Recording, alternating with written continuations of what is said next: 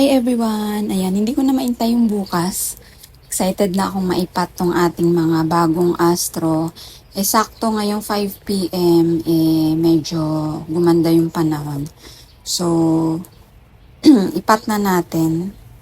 Ito, hanapan ko siya ng pot kung meron akong mairepat na maliit. Tapos yan. Ang gamit kong soil mix guys is basic soil mix ng Plant Culture PH. So yan ang potting mix ko sa Astro kasi gritty. Ayan, gritty. Ayan o. Maraming pamis and marami rin siyang lava rocks. So kung gagamitin ko to for gymno, haluan ko to ng Ramgo soilless mix. So pag Astro, ganito lang. So, sakto kasi wala na akong nabibiling, alam niyo yung mga CNS dito sa may atin, sa mall, yung mga walang pangalan, wala na yun guys. So, ito na yung last pot from Hunter Pottery, nagamit ko na lahat. Sabi ko, isi-save ko for crested. Kaya lang, ayun, nagamit ko. And lalagyan ko pa rin sila ng Starkel G for insecticide. Actually, yung mga Astro, parang hindi sila lapitin ng insects. Ewan ko lang dito sa lugar ko, mas lapitin ang gymno. Siguro dahil sa yung skills ang common sa kanila.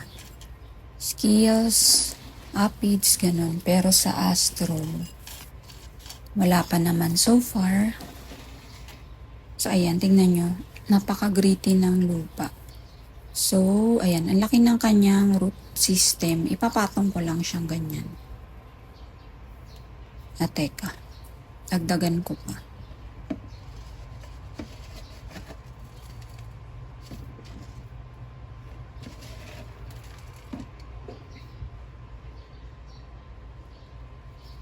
Lalagyan ko na lang siya ng space sa gitna.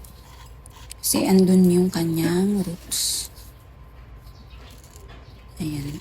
Dapat bukas ko pa to itatanim. Kaya lang. Ayan, excited ako. Ayan. Ayan, ganyan. Teka. Sakto na ba? Ayan, sakto na. Tutulak ko na lang yung mga excess soil sa gitna. Ang cute nito talaga. Hindi ko to, pipitasin hanggang paglaki nila. Para ang cute. Ang cute siguro nito pag yung ang lalaki na nila. Nagdagan ko pa nga, parang nakalubog. Para hindi mabasa yung Astro na nasa gilid na maliliit. Yan, sakto na siguro to. Yan, nakatuwang magpat. Tapos, may mga clamp hindi yun clamp, mga compact naman yun. From Johannes, Cacti. Nakikita ko lang sa live. Di pa ako nakaka-mind doon. Nanonood-nood lang ako. Cute din yun guys, kasi iba-iba. May orange, may red, may lime. Ganon.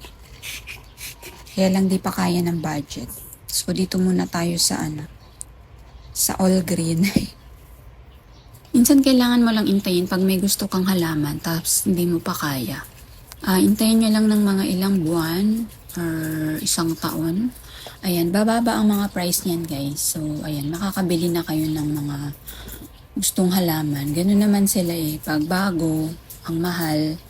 Tapos pag madami ng supplies, ayan, magmumura na siya. So, lalagyan ko rin to ng toppings, yung ating black clover rock. Meron pa akong dito akadama, kaso parang mas bagay siya sa black.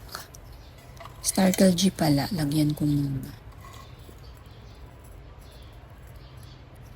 Kung common sa gymno yung mga skills, sa Astro naman is yung fungus. Kaya umiwas na akong bumili ng SK or yung snow type.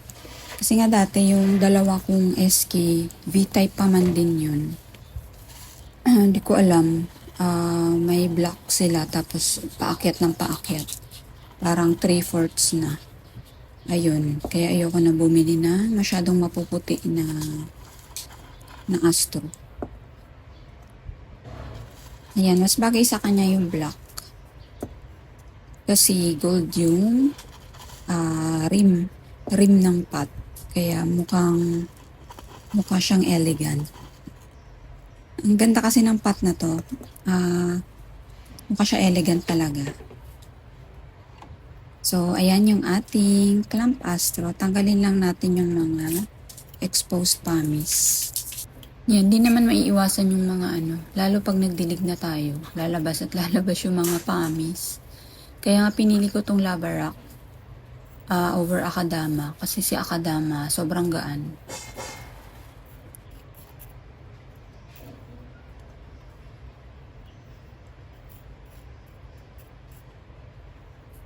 Ayan, perfect. Ayan, okay na siya. Ang cute nito kasi puti yung ibabaw. So, brush ko lang. Hindi naman ganun kaalikabok. May lupa-lupa lang sa pagpapat natin. Ayan, dito ako excited kasi nung minain ko to, naisip ko na dito ko siya itatanim. Kaya nagtira ako ng isa. Sabi ko, mukhang bagay siya dito. Buti na lang sakto. Ayan, ang ganda. And sakto yung clamp gymno ko and clamp T-line. Sa ganyan ko rin pinasok. So, dito naman sa mga Mirio, ayan, dito ko sila itatanim. Ayan, tinansya ko lang to, yung laki nila. Buti na lang, ayan o, sakto. Kasi iniisip ko, maliit sila, so dapat dun sila sa mga maliliit na pots. So, meron lang akong ganitong slit, bumili ako 4. So, sakto pala yung laki nila dito. Saktong-sakto lang. Yan. So, same soil.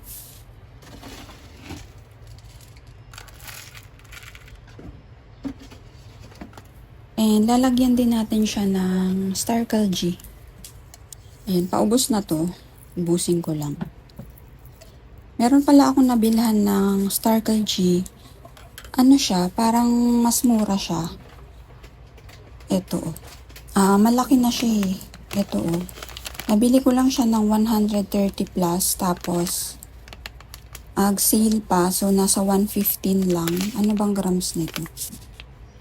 Hindi ko makita kung anong grams. Pero, mas malaki siya guys compared sa nabili ko sa Plant Culture PH na parang kalahati lang. So, ilipat natin. Oops. Ilipat ko sa lagayan para makita. Ito kasing canister. Magkano nga ba to? Almost 400 plus nga ba? Mahal kumpara dito sa sachet. Parang ang dami niya. Nabili ko to sa Lulu Pots ng Shopee. Sa Bacoor lang yun. Cavite. Lulu Pots. Ayan. Ayan guys. Marami na siya. So, parang 3 nito. So, 300 plus lang. Kumpara sa 400 ng canister. Mas mura nga siya. So, ayan. Ayan, dito ko na lang. Ayan, buti na lang. Hindi ko na-expect na ganito kalaki yung ating Mirio. Sa live, mukha siya maliit. Ayan, buti na lang. Bumili ako ng spare ng ganitong pots. Ayan, sakto sila. Gusto ko kasi ito na square tall pots. May slit to guys sa gilid. Gustong gusto ko siya for astro. Para yung potting mix nila is mabilis mag-dry. May butas siya sa ilalim, tas may slit pa. Kaya ayan, tuwang-tuwa ako. Ayan, wala pa akong ganitong Mirio yung kulot. Lahat ng maliliit ko makinis. And tatappings ko rin siya ng ating black lava rocks. Oops, ano ba yan? Nag-shower na yung lava rock ko. Ayan, bagay din kasi light green siya.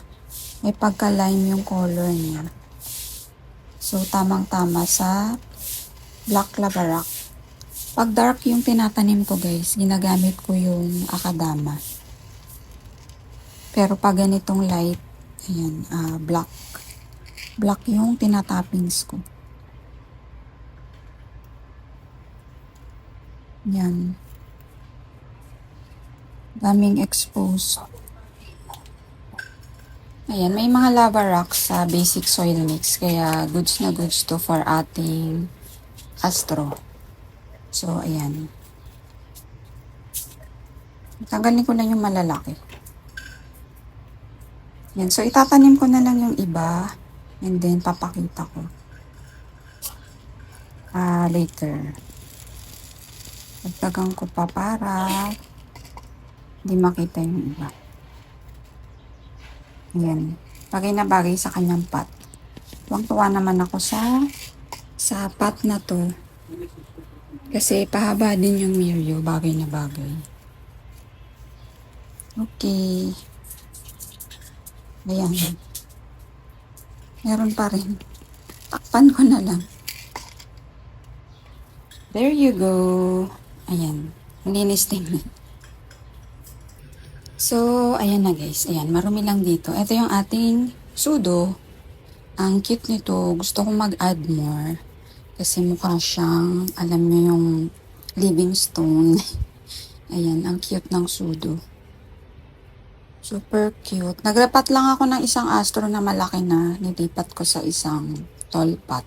Kaya siya yung nilagay ko dito. Sa small pot natin.